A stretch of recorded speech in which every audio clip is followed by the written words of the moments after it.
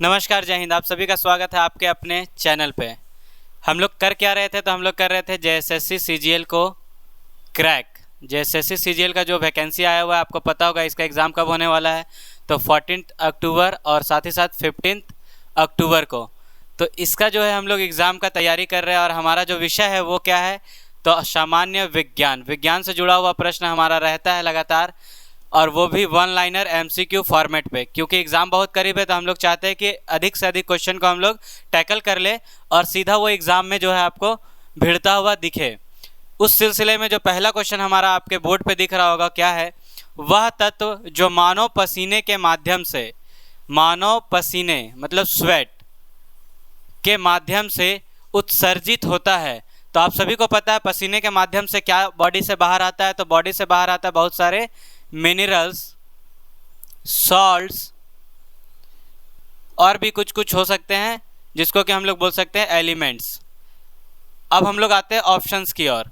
जब मानव पसीने की बात करेंगे तो उससे गंधक ये तो बाहर नहीं आता है, लोहा पसीने के थ्रू बाहर नहीं आता है, ना ही मैग्नीशियम और ना ही जस्ता। तो ये तो चारों ऑप्शंस यहाँ पे हो गया गलत।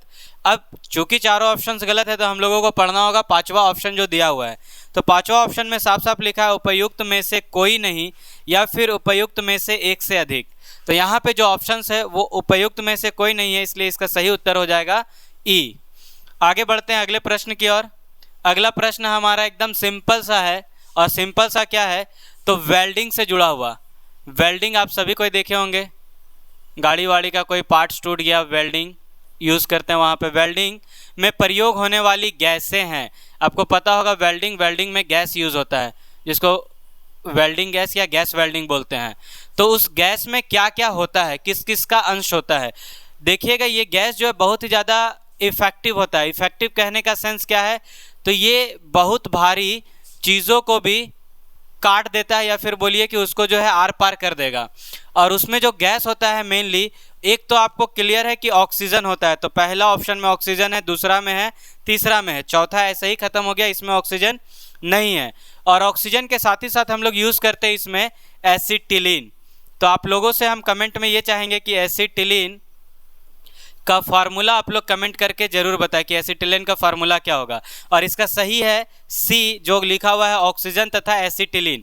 जब भी हम लोग वेल्डिंग गैस का बात करेंगे उसमें दो गैस, ऑक्सीजन और साथ ही साथ एसिटिलीन, ये बहुत ज़्यादा इफेक्टिव होता है, आपको याद रखना है, किसी को भी आर पार कर देगा। उसके बाद नीला थोथा रासायनिक रूप से है। नीला थोथा यानी कि यहाँ पे बोल रहा है आपको ब्लू विट्रॉल। ब्लू विट्रॉल को हम लोग कहते हैं नीला थोथा।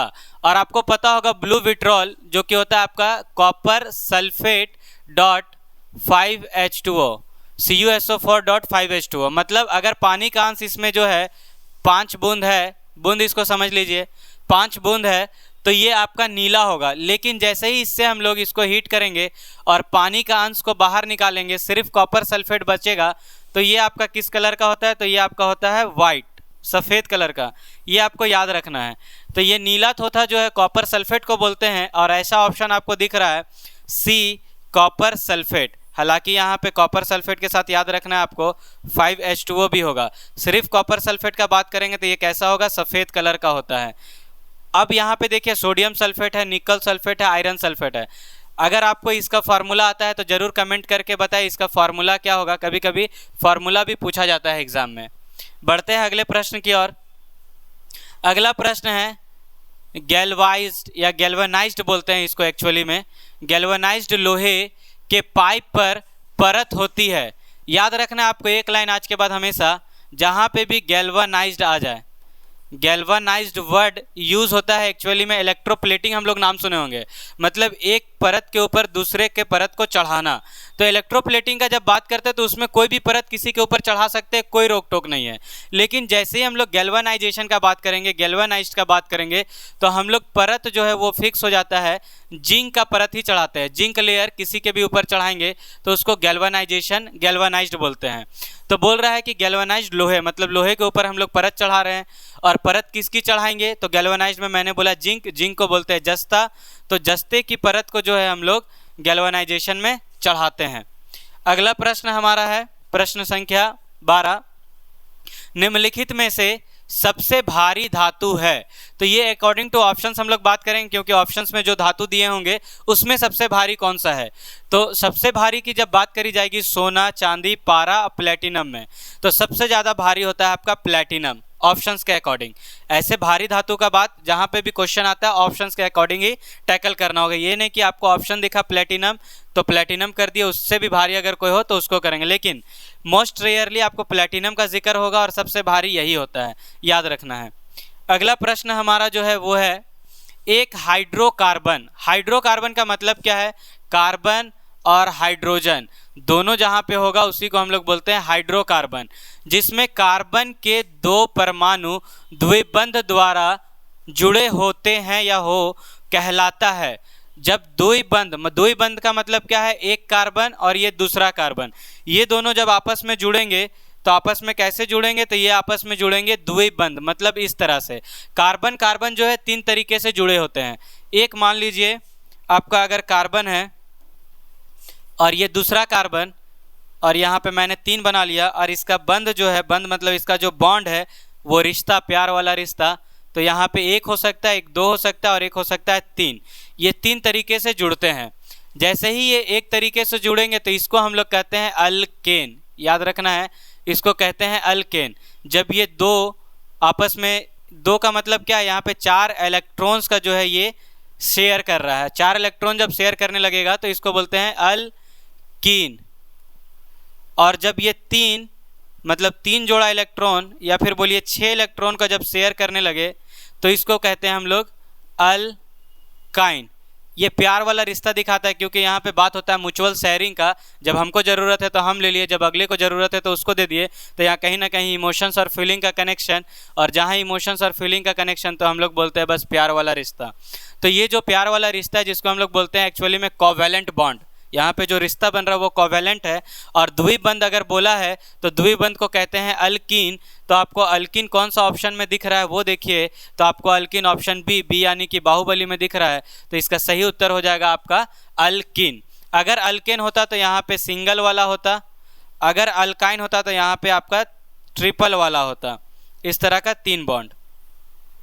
और ये आयोनिक बॉन्ड, जैसे मैंने कहा कोवैलेंट बॉन्ड प्यार वाला रिश्ता, आयोनिक बॉन्ड जो है वो वार वाला रिश्ता है। वार वाला रिश्ता कहने का मतलब कि यहाँ पे अगर मेरे पास इलेक्ट्रॉन्स की संख्या बहुत ज़्यादा है तो हम उसको हमेशा के लिए दे दिए अगले को, बोले जाओ जी लो अपनी ज़िंदगी और मुझे तुमसे वापस नहीं चाहिए। तो इस तरह का कहीं पे कंडीशन आएगा तो आयोनिक बॉन्ड, और बाकी जो यहाँ पे मैंने कंडीशन बोला वहाँ पे हो गया आपका कोवैलेंट बॉन्ड। अगला प्रश्न जो हमारा है वो है टूटी हुई हड्डियों से जुड़ा हुआ। टूटी हुई हड्डियों की रक्षा के लिए प्लास्टर ऑफ पेरिस का प्रयोग होता है। यह है, याद रखना है आपको, plaster of Paris, POP short में लिखते हैं। तो इसका फार्मूला जो होता है वो होता है आपका CaSO4.1/2H2O, मतलब कॉपर सल्फेट सेमी हाइड्रेटेड। अगर इसको पूरा बोला जाए तो कैल्शियम सल्फेट सेमी हाइड्रेटेड। तो ये कैल्शियम सल्फेट सेमी हाइड्रेटेड है। जैसे ही इसमें हम लोग पानी का अंश मिलाएंगे तो ये ठोस हो जाता है, जिसको हम लोग बोलते हैं कैल्शियम सल्फेट ये बाई हाइड्रेटेड। केमिस्ट्री में जब भी 2 वर्ड आए तो बाई बोलते हैं, तो बाई हाइड्रेटेड। तो यहाँ पे आपका हो गया ये जिप्सम का फार्मूला, इसको हम लोग बोलते हैं जिप्सम। और अगर सिंपली यहाँ पे बात हो तो प्लास्टर ऑफ पेरिस, तो यहाँ पे लिखा है plaster of Paris. Actually plaster of Paris में हम लोग बात करेंगे तो चूंकि जब हम लोग प्लास्टर करते हैं, पानी मिलाते हैं वहाँ पे, तो ये बन जाता है जिप्सम। तो यहाँ पे जो ऑप्शन है वो ऑप्शन डी के साथ जाना होगा, जिप्सम। लेकिन देखिए यहाँ पे कैल्शियम ऑक्साइड ये तो हो नहीं सकता है। कैल्शियम कार्बोनेट ये भी अगर देता ऑप्शंस में हम लोगों को कैल्शियम सल्फेट देता तो थोड़ा सा सोचने की कुछ बात होती, लेकिन ये भी नहीं है, ये भी नहीं हो सकता, बुझा चुना भी नहीं, तो सीधा जिप्सम। वो हार्ड होता है, याद रखना है। और जब भी किसी का पैर हाथ टूटता है तो हम लोग उसको हार्ड एकदम रोक कर रखते हैं प्लास्टर करके। अगला जो है सिरके का रासायनिक नाम है। सिरके मतलब विनेगर। विनेगर का नाम आप सभी कोई सुने होंगे, विनेगर हम लोग घर पे यूज़ करते हैं। तो ये विनेगर का जो आपका सिरके का रासायनिक नाम क्या होता है, तो इसको हम लोग बोलते हैं एसिटिक एसिड। नाम बहुत फेमस है, एसिटिक एसिड। क्यों फेमस है? क्योंकि ये एक हाइड्रोकार्बन है, कार्बोक्सिलिक ग्रुप का एक एसिड है और इसका फार्मूला भी बहुत बारी पूछा गया है, CH3COOH। ये एसिटिक एसिड का फार्मूला है। आपको ऐसा एसिटिक एसिड देखने को मिल रहा होगा ऑप्शन सी में, एसिटिक आम्ल। तो इसका सही उत्तर हो जाएगा एसिटिक आम्ल। जब हम लोग बात करते हैं मीथेनॉल की, तो मीथेनॉल ये अल्कोहल ग्रुप का है। आपको याद होना चाहिए मीथेनॉल का फार्मूला CH3OH। ये बहुत ही डेंजर है, इतना डेंजर मतलब इसको हम लोग जहर बोलते हैं। ये हम लोगों का ऑप्टिक नर्व जो है उसको डैमेज करता है, ऑप्टिक नर्व्स को। इसीलिए चचा जब बिहार में हम लोग जाते हैं, और बिहार में जब जाते हैं तो देखते हैं ना कि दारू के कारण मर गया, यहाँ पे इतना मौत हो गया, यहाँ पे इतना मौत हो गया। उसमें होता एक्चुअली में क्या है, जब दारू बना रहे हैं अपने तरीके से और कोई वहाँ पे प्रॉपर साइंटिस्ट तो बैठा नहीं है, तो बस जो मन सो मिलाए और मिलाते मिलाते कहीं कंपोजिशन गड़बड़ाया और बन गया मीथेनॉल। और जैसे ही बना मीथेनॉल, उसको जैसे आप कीजिएगा इनटेक, जैसे ही लीजिएगा तो शरीर आपका साथ छोड़ देगा और आप निकल लीजिएगा। तो वही होता है बिहार का केस। ये ऑप्टिक नर्व को डैमेज करता है, साथ ही साथ ये जहरीला है, ये पूरा सिस्टम गड़बड़ा देगा। इथेनॉल का बात करते हैं तो इथेनॉल जो दारू होता है, हम लोग बोलते हैं अल्कोहल, उसमें इथेनॉल का ही अंश होता है। और इथेनॉल का फार्मूला आपसे पूछा जाए तो CH3 नहीं, C2H5OH। यही जो है प्रचुर मात्रा में आपका जो हम लोग अल्कोहल, जो कि लोग पीने के लिए वाइन वगैरह यूज़ करते हैं, उसमें होता है। ये आज के लिए हम लोग इतना ही रखेंगे इस कॉन्सेप्ट को। नेक्स्ट वीडियो में जो है हम लोग इससे आगे कवर करेंगे। तब तक के लिए जय हिंद।